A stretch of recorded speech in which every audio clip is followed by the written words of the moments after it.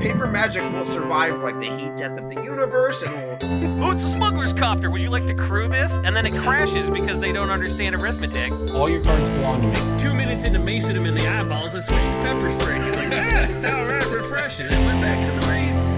Magic is dying. I'm done. Selling everything. I might be a hoarder. And yes, I don't have the crayons or glue to explain this to you right now. What, are you gonna die twice? Oil will be worthless before magic cards will. Well, okay, Dr. Man. That's Mr. Dr. Professor Jason. Hello, everybody, and welcome to another special episode of Brainstorm Brewery. I'm your host, Cass Lynn, joined by DJ Dougie Johnson, Jason Alt, and unfortunately, Corbin was fired. He was a previous DEI include for being a bad driver, and now we don't have to keep him around anymore, so he's gone. We had to include somebody who didn't know anything about MTG finance on this cast for representation purposes, but now that to comply with the Trump administration, we had to fire the mediocre white dude. That's so much better open than I thought you were going to have. And I didn't know what you were going to have. That was nice. I'm pretty funny. Oh, we just got demonetized. We did? Yeah, I cussed. Oh. JJ could. Oops. JJ No could, cussing, no exceptions. No cussing on the Aether Drift. If anybody listens to this podcast in their car with their young child, they can get a fizzless version of Brainstorm Brewery that doesn't have any of the censoring for as little as some amount of money a month. I think it's $5 at patreon.com/BSB. You can get this podcast uncut and uncensored. You can see all of Jason's genitals. All of DJ, them. how much money is it an episode if it's $5 a month?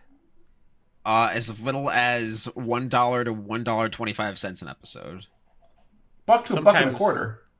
Sometimes 3 episodes come out in a month, sometimes 5. I didn't do the math for 3 episodes in a month. Oh, I'm not doing all that math. I can't be doing but you know math who is for did do the math? blockers. You know who did do the math was Peter Hasusian, local hero, the champ, with his sick Titan lines to win the RC in Portland. So congrats to the champ, Pete. He is a real amulet pervert of the highest order. I've been playing it for like 3 years now.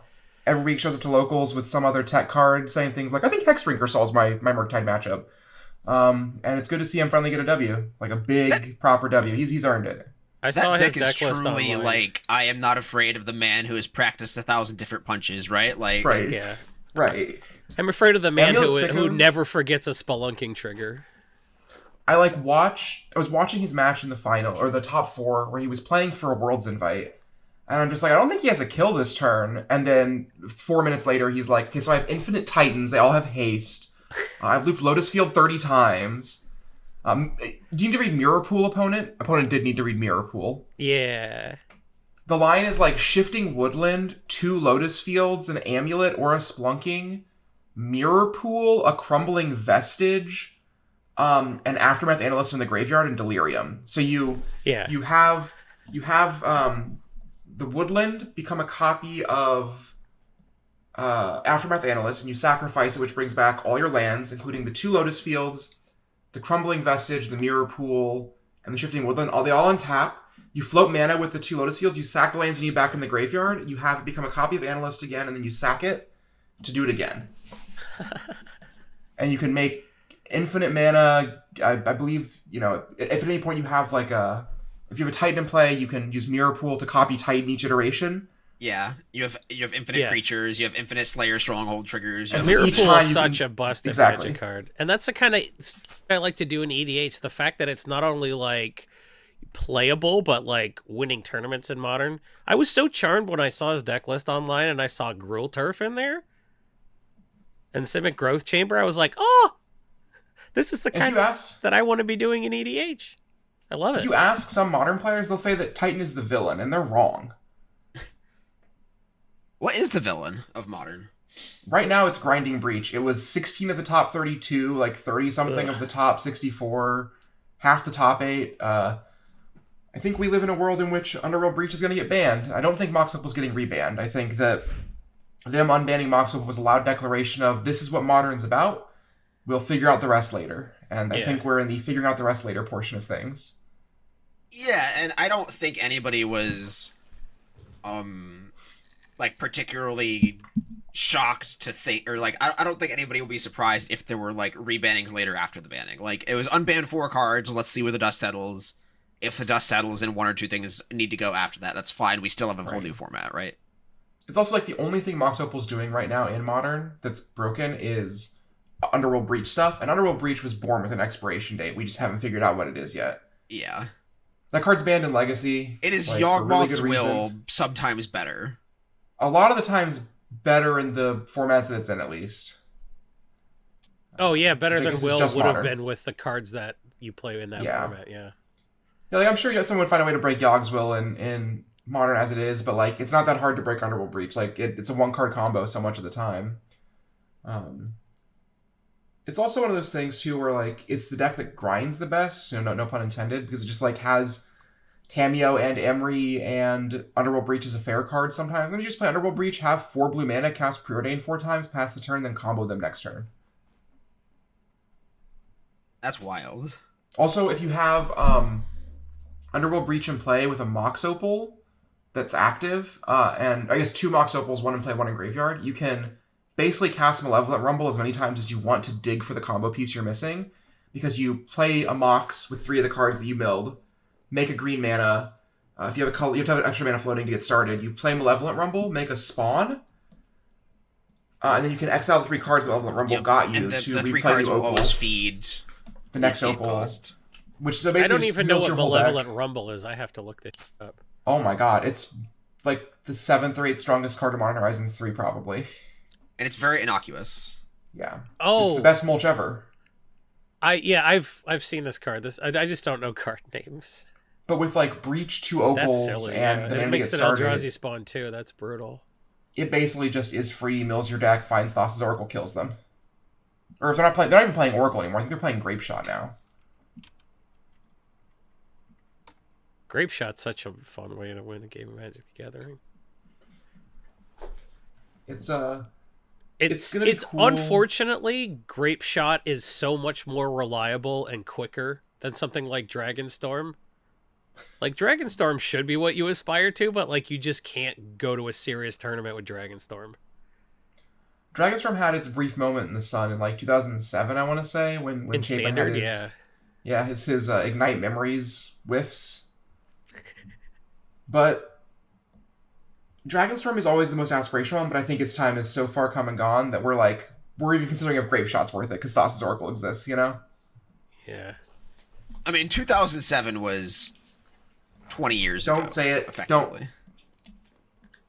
I have somebody on my website who subscribes to my packs, and they said, I want Magic cards from 15 years ago, and I thought to myself, like, I wonder if they know that means Scars of Mirrodin.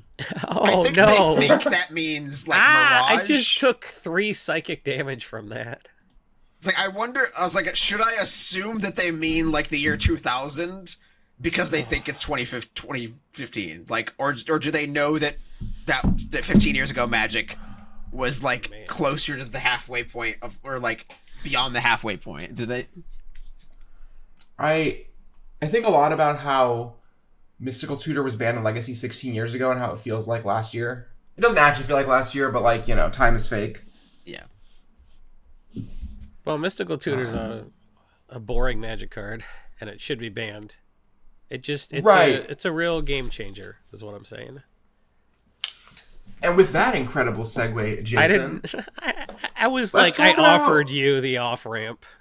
let's talk about the Game Changers, that really talk fun about- game show on Dropout.tv. We've been here the whole time for 600 episodes. We know when Jason's doing a segue. What are game changers? Well, game changers are cards that are just when someone plays them, you're like, all right, cool. Well, I think your sigh was the answer there. I think Yeah, game it's changers just are like- just... If you want to play with game changers, have your own game changers and go play a game changery game over there. But like, as much as this bracket thing is a little bit clumsy, and I'm personally affronted that they put Glacial Chasm on this list, which just makes me make my deck that was dirtling with Glacial Chasm. I'm gonna have to make it include more bolt to play it in a bracket 4 or whatever, fine, whatever. I guess I have to admit that Glacial Chasm is probably as annoying to play against as, Thassa's Oracle and, Rhystic Study. I think Rhystic Study and Smothering Tithe, those are cards I was cutting personally from my decks just because I don't like what they do to a game of Magic. So putting these game changers in their own category, so if I sit down, I know I don't have to play against that bullshit. That allows me to be more creative as a deck builder. I feel like there were certain things I couldn't do because they just scooped to, certain stuff. I think these cards are great for a format where you're ready for it. I have multiple decks that'll be, bracket 4. And if I want a bracket 4 experience, that's good. This basically takes some of the onus off the Rule 0 conversation. Because a bracket 4 person and a bracket 1 person were both saying their deck was a 7 before. And that just wasn't a good system. Correct, yeah. And for those who don't know specifically what we're referring to, although you might have inferred it, there was an announcement today on the 11th about the Commander Brackets beta test. This was Gavin Verhey and Blake announced this on Twitch today from the Commander format panel, which is the large-ish group of people who are making these, gathering community feedback and sort of like trying to puzzle piece together a system that works for as many people as possible under this very, very large format we call Commander. So they broke it down into 2 different sections. Number 1 is that there are 5 brackets. We talked about this a while back after the Jeweled Lotus incident. Back then they said it was probably 4. It's 5 right now. Well, it's 5 because they are admitting CEDH has always just been a bracket. Yeah. Yeah. And CEDH probably is like the most concrete bracket of them all. Like the one for the least amount of wiggle room for sure. Yeah. Going down from like below pre-con, rough pre-con, upgraded pre-con, optimized but not CEDH, and then CEDH. And then game changers are I suppose a halfway house between not banned and banned is the best way to put it. Sure, they're just sort of like, if you want this gameplay experience, here's the bracket. If you don't want to play against another god Mothering Tithe, yeah, I mean, and some of these brackets have like tentative hard caps on like you can have X number of these in your game. As somebody who is clearly very financially invested in the game because it's my job, I buy and sell cards for a living, I do have quite a bit of feelings about how this was marketed as, like I said, a halfway house between cards being banned and unbanned. Like, oh, theoretically, if we take a card off the ban list, it would move to this sort of like purgatory where it is legal, but you still part of this greater conversation. Some example cards in this list that are not banned are Drannith Magistrate, Force of Will, Cyclonic Rift, Turgid, Vampiric Tutor, Gaia's Cradle notably on there, Ancient, and a lot of the fast mana like Ancient Tomb, Chrome Mox, and Monolith. the One Ring. Yeah.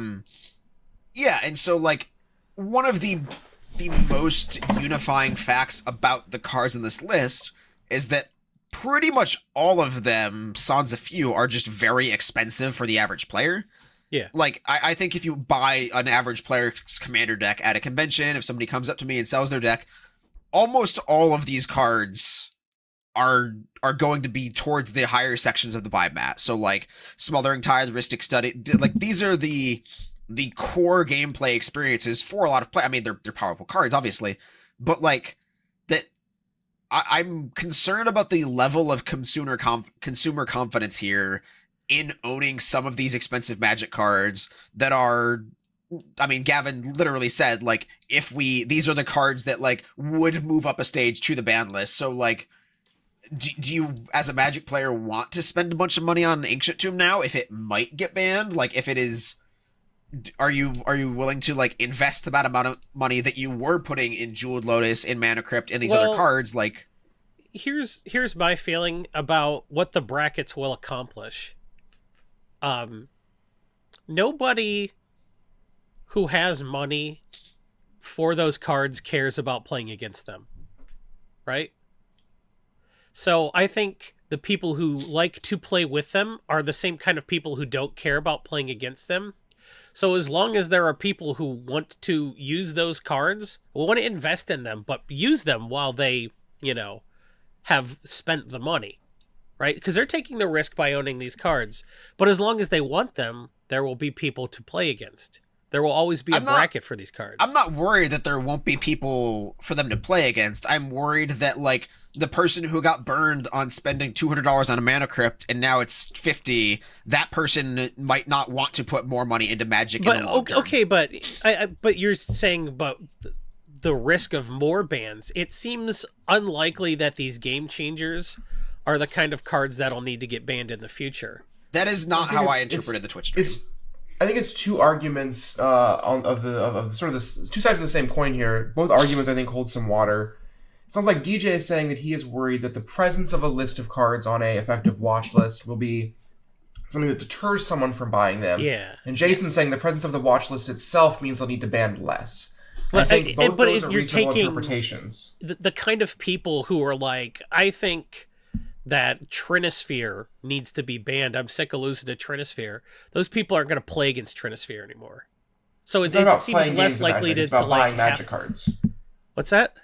It's not about playing games of Magic, it's about buying Magic cards. Will someone buy a Gaia's Cradle with the presence of this list? You could argue the presence of the list means that Gaia's Cradle is safe because it's on the list, they've already created a stopgap. You could also argue that it being on the list means that it might actually get banned. And I think that... Sorry. I think that this list sort of is... I think they were preemptive in releasing an actual list of game changers. I think they just needed to release something. And I think that it's pretty clear that this list is designed to be a sort of social stopgap. For sure. And I think one of the big issues was during the stream, I believe Blake used the phrase watch list. And I think that was a pretty loaded statement to make. And I think it might not have been intentional. And I think that I think people will be dissuaded from buying stuff on the list because of the presence of a card on there, but I also think that there is some number of people who will see this as they won't need to ban cards ever again because they can just put it on the Game Changers list and it becomes a non-issue in casual play. The only cards that ever would have to get banned are CEDH, things like Nadu. And I think I disagree with both those statements in some capacity. Well, like Lutri, you're not going to stop a card like Lutri that needs to be banned for some other reason. Right, and on the stream, they did mention, because Blake asked the question, is this a way for cards to, move on to, cards would move on to the list before being banned, and cards would move on to the list after being unbanned as, a sort of stopgap. And Gavin said almost every card, if we were going to do more bans or unbans, would get placed into that spot. He's almost being the modifier of, Nadu is a mistake. Lutri probably fits into that category too of this is a card that cannot exist in that halfway house. Nadu, just shoot it directly into the sun. There's no argument for this card being on a watch list at all. But most cards, Coalition Victory is also a card he named in the stream, which also presumably spiked already and everyone bought it out, etc. Yeah. Not going to be our pick of the week by any means because it's just one of those cards that probably was a pick of the week of mine in the past, but Coalition Victory is not going to be worth money for long for the same reason it didn't need to be on the ban list. It didn't need to be taken off is because no one's going to play Coalition Victory. But people are, and they're going to have fun with it, and that's why yeah. People perverts like me that the you win the game type of bullcrap that I love to play.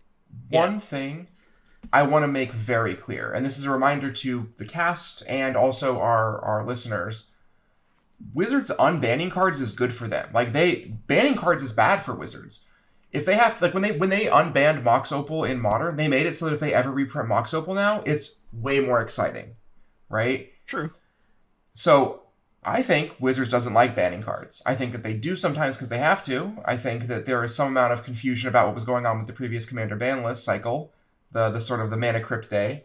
But I think we exist in a world in which WotC is incentivized to unban things because more than ever reprint equity matters. A card being something that people care about. If they unban Coalition Victory and it spikes to $50 and they're like, hey, by the way, Coalition Victory is a special guest in our next set. That's sick for them. That's awesome for Wizards and the shareholders and also for Magic players. That's a win-win-win. Whenever I have to ban a card... the bracket system makes it so that, when they reprint, Bolas's Citadel, the correct people will play against the correct pods in Right. an ideal Yeah. world. Nobody's think- like, I think it's a declaration of these cards are problems, but if we put them in this containment unit, we don't necessarily need to ban them. I think that's the perspective that I'm on currently. I think the other perspective, These are all cards for if you wanna play against the Gaze Cradle, if you're that kind of perv, and you're just like, oh yeah, it's turn 1 and you're winning. This is great. I love this. Then go have that experience.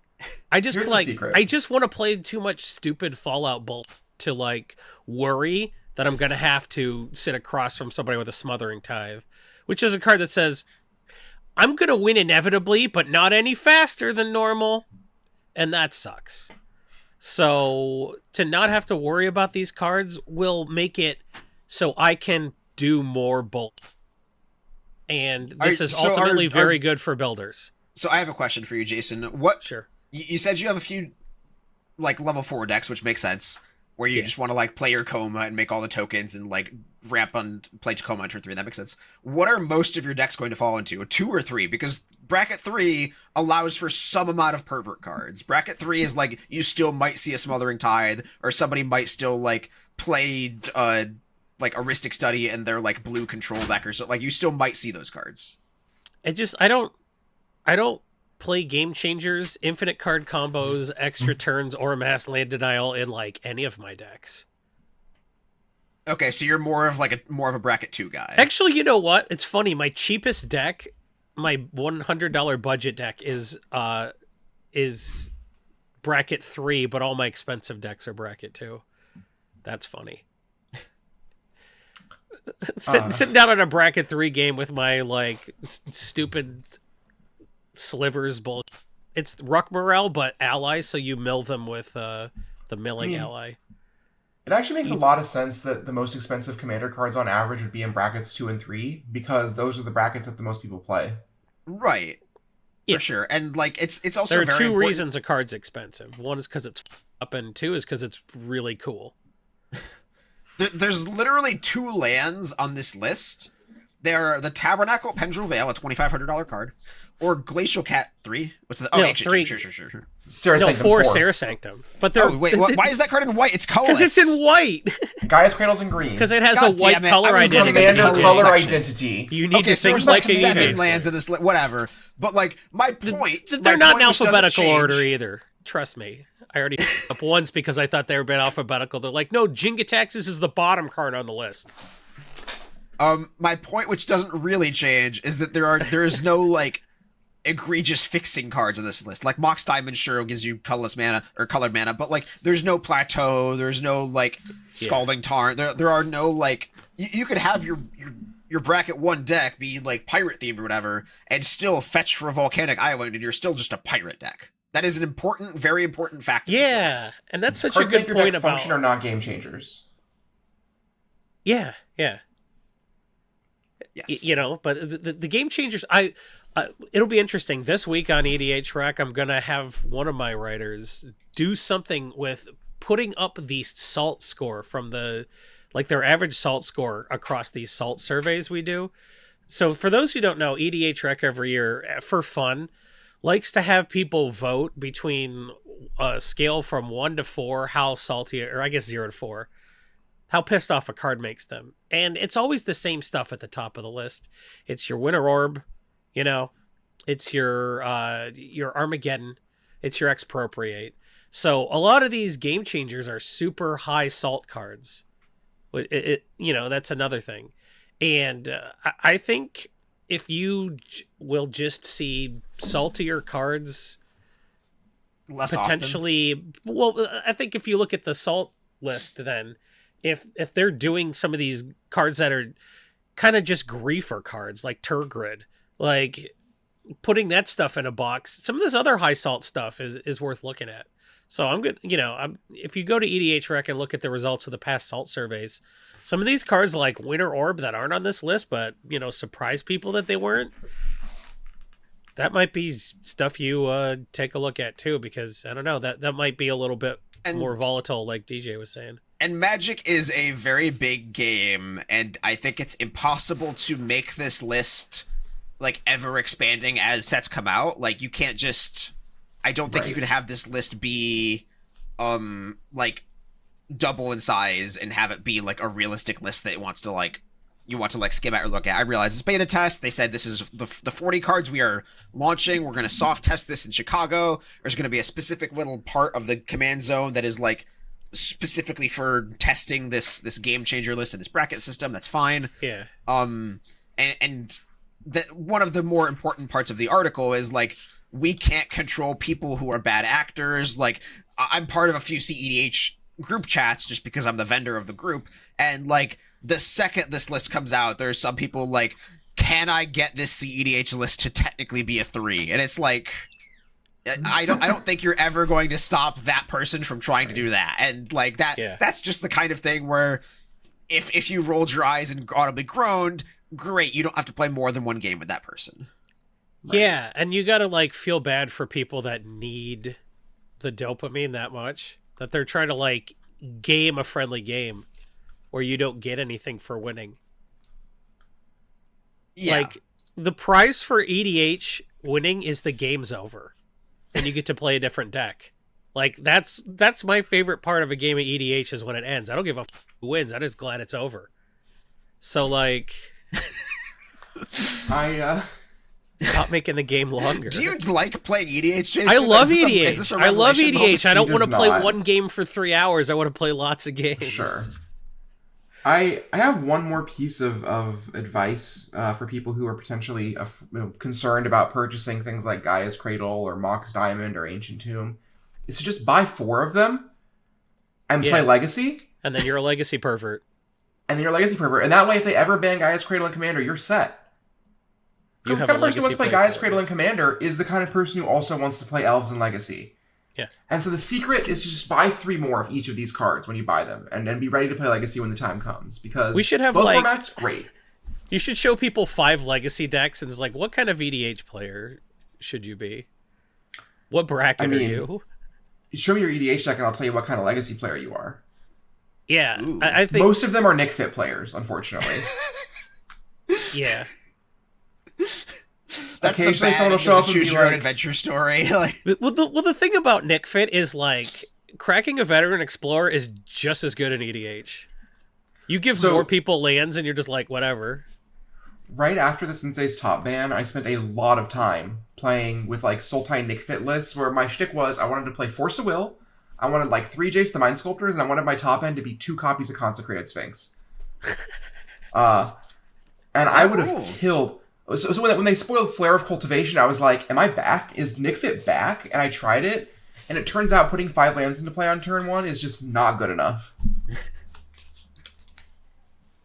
yeah. That's the kind of thing that'll get you 3-on-1 in EDH, and it's just not good enough for Legacy. The actual shtick is that just getting 4 basic lands into play and then having a 5th one to play or whatever on turn 2. Like, you can play a 5-drop and they're still going to daze you. Play a 4-drop. Play And Mind then you don't Sculptor. get dazed. You play Yeah, the you one play ring, Mind Sculptor and through you a don't get daze. dazed. That's what I'm And then saying. they force If you will have it, or the enough Orchestra lands, masters you. if you have enough lands, some of the thought process goes away. That's why I like Chromatic Lantern, because you don't have to. I'm a Chromatic Lantern. You count. I need 5 mana. I count 5 lands, and I tap them, and that lets me shut off the part of my brain that has to care about what colored mana there is. I will say, even like super competitive players are really bad at remembering how many lands they have in play. Like they have like 7 lands in play or whatever, and you get into a big turn where people are casting multiple spells. The number of people I have just like had confidently cast a spell with 7 lands in play, I flip up a daze and the game ends, is pretty high. People just like you play your 6 land drop and you're like, daze doesn't exist. I'm beyond it. Daze is how you counter my turn 1 spell. Mana Tithe Right. that comes for us all eventually. I joke about how one of our locals who's like no one's ready for Mana Tithe. one of our locals who's like one of the best Legacy players I know. I always say the difference between him and every other Delver player is his Spell Pierces connect on turn 7 every time. And like that's the difference. Yeah. That's All right. amazing. I'm gonna set some differences between me and my other cast members with my breaking bulk this week. Breaking bulk time. Breaking bulk time. Break. Oh, yeah, Breaking Bulk. There's so much good stuff. It's a pick. Breaking bulk. The end. Mine is a. I've been on a black card kick recently, but this is a green uncommon from the most recent Dominaria set. So Dominaria United. Green uncommon. Neshoba Brawler? No. I don't know what that card is, and I refuse to learn. It's a modern playable. What are the other green cards from this set? I don't know any of them. Ooh. Is it a Saproling card? It's not a Saproling card. What's that? I'm sorry. Dominaria United, and it was reprinted in the List, Foundation's Jumpstart, and a promo pack. Or it's not a promo pack, it's a store championship. Jesus. Store championship might give it away for Cass. Dominaria United green uncommon. I feel like this should be really easy.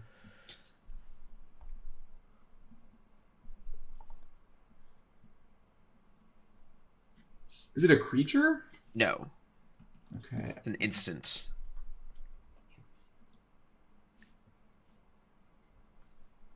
Oh. Does it have domain? No. It's not like It has joint no keywords on it. expedition. It's not kicker. No kicker. I'm thinking through all the store championship promos and it's just not ringing a bell. I've never seen this art on a Magic card in paper. I've never had the store championship promo in my hands. I saw this art for the first time. Sure. I got nothing. I yield. Tail Swipe Oh. is a fight card. It is a power that was crept prey upon. It is for 1 mana instant. You choose a creature you control and a creature you don't control, and those creatures fight. But if you cast this spell during your own main phase, your creature gets +1/+1 before they do. This card is just it's the artwork is exactly the same as a Yu-Gi-Oh card with the same name. That's true. Also, are we sure there's a store championship version? Yes. I searched Tail Swipe on. I'm on Oh, MTG. God, there it is. I'm on ban. Yeah. No, okay. I have seen this card before in person. I did not know it was Tail Swipe. Good on you. You did it. That is a big direct premium.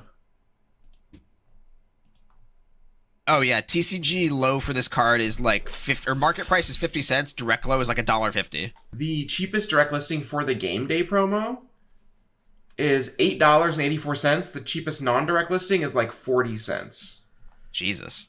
Yeah, I the wonder store if it has- championship is more affordable for both versions, presumably because like people that are building their cards, that one doesn't autocomplete. Like the promo is never going to be the one that like gets the SEO or gets the Moxfield link. Like there are 1 or 2 sales at that $8 number, but it does not seem frequent. Which all right, makes sense.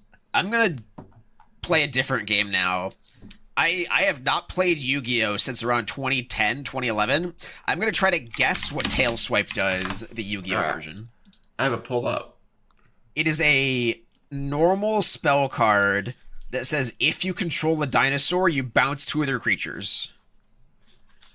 Target level 5 or higher dinosaur monster you control. If that dinosaur monster is still face up on the field, choose up to 2 monsters your opponent controls and have a lower level than it or are face down and return them to the hand. Yes! What a guy. What a player. What just happened? You just got card game mogged, Jason. DJ knows more about Yu-Gi-Oh than you. My breaking I'm bulk this Yugi's week. dad. What? You're dead? What, absent Isn't from the Yugi's show? dad No, I'm dead? Yugi's father. My Lily said she was. Oh, that's a good point. Yeah, he wasn't on the show. Maybe I'm not Yugi's dad. Does anybody know any Brothers War Black Rares? The first one that comes to mind is the Factor Fiction that everyone thought was really good. Black Rares? I didn't know there was a Factor Fiction. But I think it's not like that. Hostile Negotiations or something like that. Yeah, it's not that one.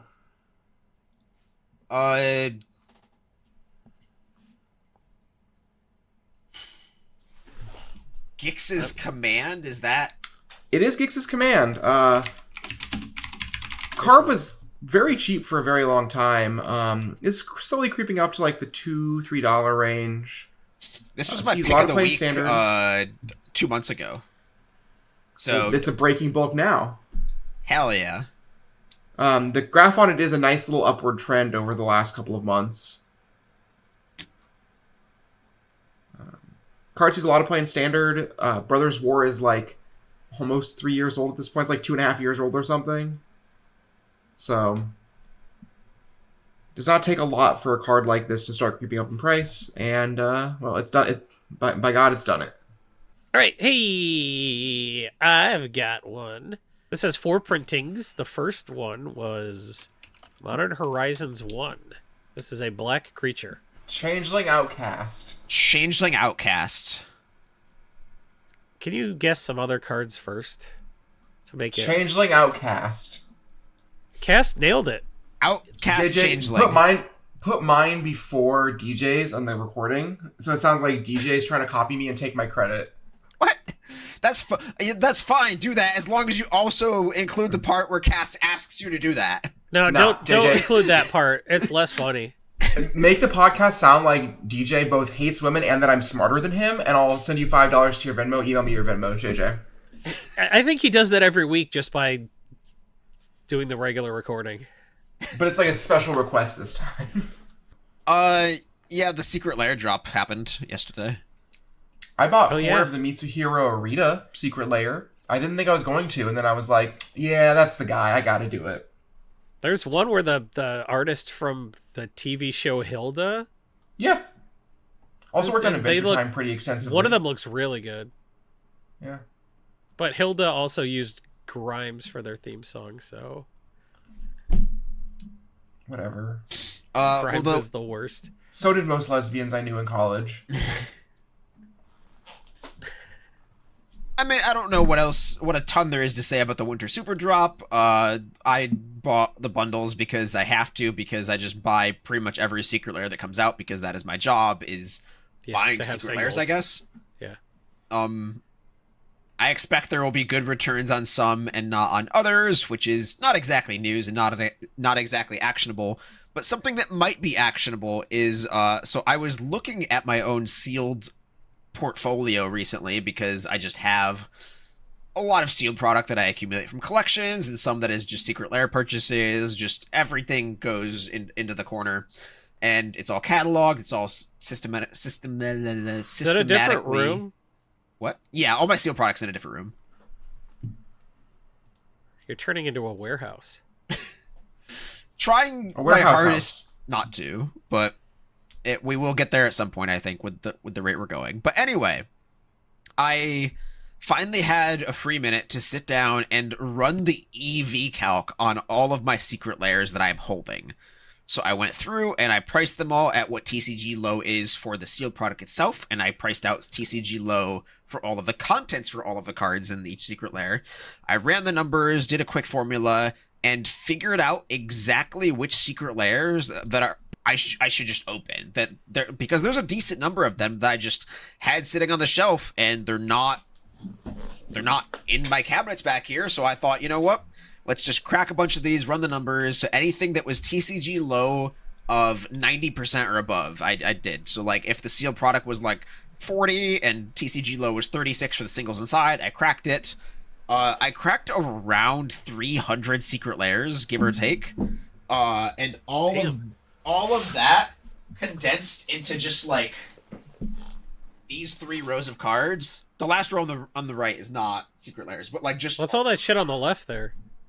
those are the. I'm not quite done cracking them, but they're like in these packages.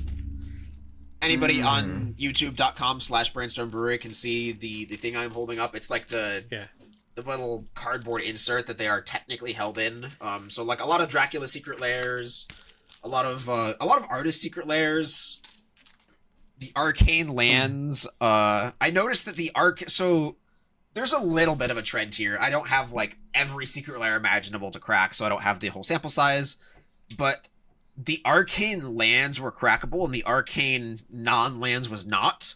I have a feeling that like the sealed product for the arcane lands one just spiked up really hard after the release of season 2. So there's a lot of stuff like that. The Street Fighter ones were not worth cracking, but the Dracula ones were. So there was like not really a super consistent trend across like media types or like Universes Beyond stuff. One trend I did notice was that a lot of the etched foils were worth cracking. Like, I cracked a lot of etched foil secret layers, and not their non-etched foil counterparts, and I'm wondering if that's, like, TCG low on the singles is higher because few of them get listed because they're harder to recognize on sorting machines. Sure. Oh yeah, that makes sense. That Like, makes Crocodile sense. Jackson was the highest EV layer on my list. TCG low for the sealed product is $37. I cracked all the sealed, or all the singles out of it, and all the singles add up to Crocodile 54. Jackson? It's like Winding Constrictor, Teamer Sabretooth, Ravenous Chupacabra. Pathbreaker It's Ibex, like a I specific think, art or- style. Yeah. Oh. Okay, that's weird. There's so many different names that like make no sense. The full name is Crocodile Jackson's Monstrous Menagerie. Like, my favorite was Kellogg's Loops, and I don't know who Kellogg's Loops was, but there was a foiled Coral Helm Outpost, so... Retreat That to was Coral. another, let me see my sheet here. I know I cracked... Yeah, I cracked the foil Kellogg's Loops one, TCG low 38, singles inside $39. It comes with foil Mystic Remora, Coral Helm, Yeah. Retreat to Coral Helm. And so, like, I just decided, you know what, it's not these sealed products on my shelf. I don't get requests for sealed product that often on social media, whereas I do get requests for singles from secret layers sometimes. They have more velocity as singles, too. For sure, yeah, easier to buy with to Card Kingdom, stuff like that. Because you're not So going I to sell just- all of the cards. Like, you'll probably be left with the bad cards, but I guess that frees up the good cards, at least, to not be held back by the bad cards. And also, sometimes bad cards become good cards, stuff like that. Yeah, I mean, if the thing about a secret layer is, like, they don't pick cards that are completely unplayable. And Yes, they don't they do. pick Yes, they do. completely unplayable. Cut to ribbons in the Mischief Lair. For the most part, there's always going to be, like, they did something weird just because it was a theme thing. Sure. But for the most part, there's some money for these cards. Probably not as many as they printed, but there's all the some money for Marvel these layers were cards. worth cracking, I believe, or at least most of them were worth cracking. For what So it's worth, there's- DJ, I think bringing up Cut to Ribbons there is like a pretty... That is like definitely from a previous era of Secret Layer. Like, there's definitely been a shift in the way they handle those things. I think that that's not a particularly good argument. I think that there was a time in which they just kind of picked things for thematic reasons based on name, but I think that's no longer the case. Yeah, because, like, For whatever it's arguably worth. the worst... arguably, like, the least powerful card, or most powerful card, I guess, they do routinely is, like, basic land. Well, I mean, those are guaranteed to be desirable and playable, though, right? Yeah, so that is the kind of stuff they're picking for these. So it's sort of like, you can sell somebody a lot of different copies of a card as long as the art is different. They're not going to complain about buying a reprint of a card that they already have if the art's different. True. So that's why they're, for the most part, they're not picking complete garbage. So the fact that they have more velocity as singles, yeah, Sure. it makes sense. Even the bad stuff in there is like Yeah, and- sometimes fine. I think the average plan for most people who are buying secret layers is if you get them like immediately, which nowadays some people get them like very, very quickly. If you get them Yeah. immediately, you can crack them and flip them. Or if you don't get them immediately, then you just kind of have to wait 6 months. And I think 6 months is a good timeline. Just set a Google Calendar notification or something on your phone. Just like check on these secret layers 6 months from now, see where they're at. And I do think it's important to just remember to be actionable on some of these, because it's very easy to pull a Corbin, throw secret layers and sealed product into your closet for like 15 years and then just forget about them and be like, oh, that jumped cool, and then just like live your life. But if you bought it with the Marvel intention stuff. of making money, like Yeah. actionably selling it and taking advantage of any price differences. The Marvel stuff probably goes up again when Spider-Man comes out. So, like, anytime there's something obvious, we know a lot of that stuff. So, like DJ said, just set a Google Calendar reminder. Yippee. All Look for it, right. bitches. Before we get to our pick of the week, we want to thank our sponsor, MTG Stocks. MTG Stocks is the premier place to check prices, to keep up to date on the market. You can set MTG Stocks notifications to your phone instead of a Google Calendar notification. You can say, hey, I want to know when this secret layer card jumps. I want to know when this secret layer card jumps. I want to know when this sealed product jumps. You can set those price alerts on your phone with thanks to MTGstocks Premium.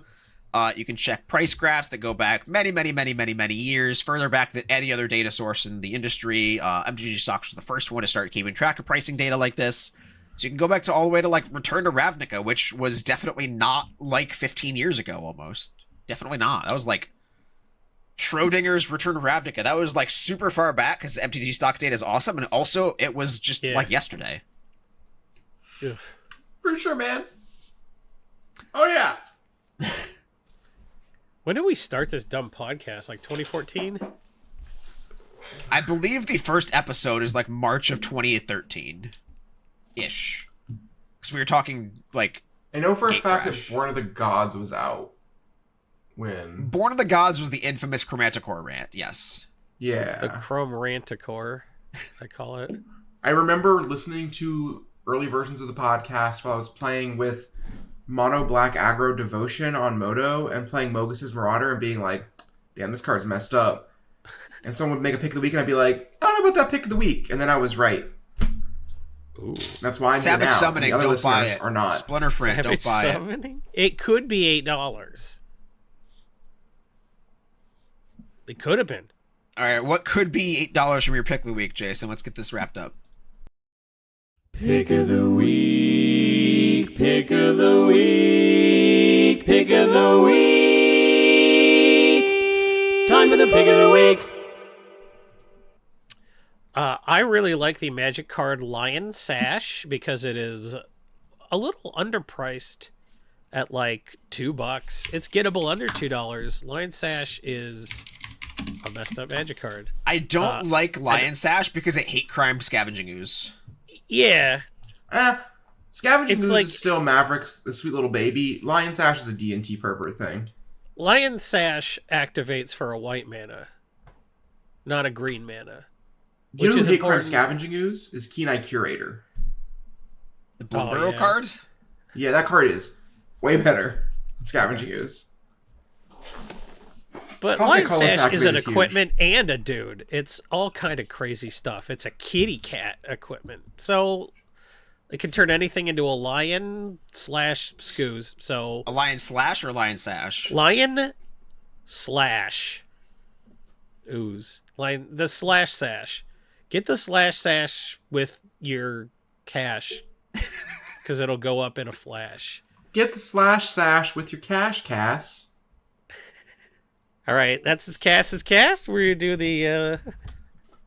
All right, that was a bit. Let's get out of here. That was fine. That was cute. My pick of the week this week is a card that I've talked about before. I've never picked it, apparently, according to the sheet. But if I had, I'd still be picking it today. I am tripling down Ooh. on the fear of missing out. Ooh. This card is just destined to do great things. I mean, we just talked about Secret Layers selling out. I think FOMO is probably the most powerful in its cycle, if we are honest. That's what I'm saying. Fear of missing out is so much rate on one card. It's a 2-type card that also has Delirium, so copies of it enable itself. Yeah. Every set we get more discard matter stuff, we get more graveyard matter stuff, and who doesn't love an extra combat step? Big on FOMO. Buy FOMO. Buy now. Don't miss out. I read this card, and every time I do, I cannot fathom that it has 3 toughness. I know, it's a 2/3. what? It's a 2 and It's 3 with upside. It dies to cut down, but not shock. Also, being like, oh my god, a 2-mana 2/3, that's so above rate. Like, dog, it's not 2011 anymore. You know what I'm saying? But like, it's red. Yeah, every creature's overstated Not now. everything is. I know. Power and toughness is like the one rate knob that you're allowed to turn in Magic where it has no effect on anything. That's so true. Remember Jackal Pup was a unbeatable Magic card? I Every remember green those creature now is an 8/8 for 3 mana, and that's fine. Yep. days. Yeah, because they all suck. Like, it's actually fine. Like, how big can we make a green creature before it not having abilities matters, right? Like, that's the knob you're allowed to turn. Yep. Return to Ravnica era. Yep. Anyway, I have a pick of the week, and it has the word horsemanship on it, and it's not from Portal 3 Kingdoms. Herald of Hoofbeats is a Who's March that of the dude? Machine commander card only. No other printings. It's just Commander March of the Machine. The lesbians, Harold. What? Yeah, his name's Harold. Hi, I'm Harold of Hoofbeats. You can call me Harry of Hoofbeats. Harold, of the Hoofbeat. It's a 4-mana 3/3 with horsemanship, and other knights you control have horsemanship / unblockable / can't be blocked. Oh, that's a magic card. Yeah. It was a quarter for a very long time. It spiked around Modern Horizons 3, and I could not tell you why. What's it called? Herald of what? Hoofbeats.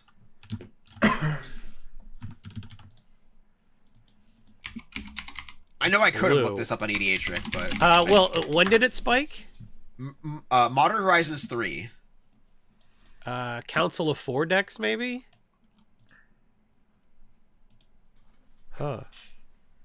Sidar Jabari is a knight? Yeah. It was Probably a knight Jabari themed bolt. deck. I don't know. Isn't that, like, also a March of the Machine card, though? Yeah, it is. Eowyn Shield Maiden? I don't know. This might... It might have been a content Arthur creator thing. Marigold Knight? Yeah, it might have been a content creator thing. Who knows? Somebody just decided to put the spotlight on it because it went from 25 cents to $8 very quickly. It has since slowed all the way down to $1, and now it's back up to $4. So from Bloomburrow to now, it went from 1 to 4, and it's still showing an upward trend on the graph. Ooh, there's a borderless version too. Not borderless. It's extended art. Border. Yeah. The extended art one is even more affordable. So the extended art one is still $2.50.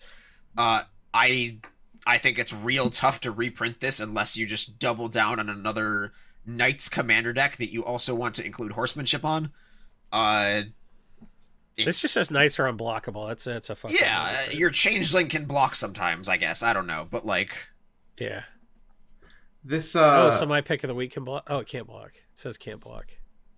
This card made me think about one of my favorite Magic cards of all time, riding the Delu horse, and I looked it up. And in my head, I thought for some reason they would have eroded it to put a horsemanship counter on a creature, but they did not. It still just indefinitely grants the buff. +2/+2 in horsemanship forever. You taught me how to ride a horse, and now I know how to ride a horse. What's controversial about that? I feel like a horsemanship counter is just a really funny line of text that I wish was on the Oracle for this card. Yeah, and then you could copy the counter, which should be cool.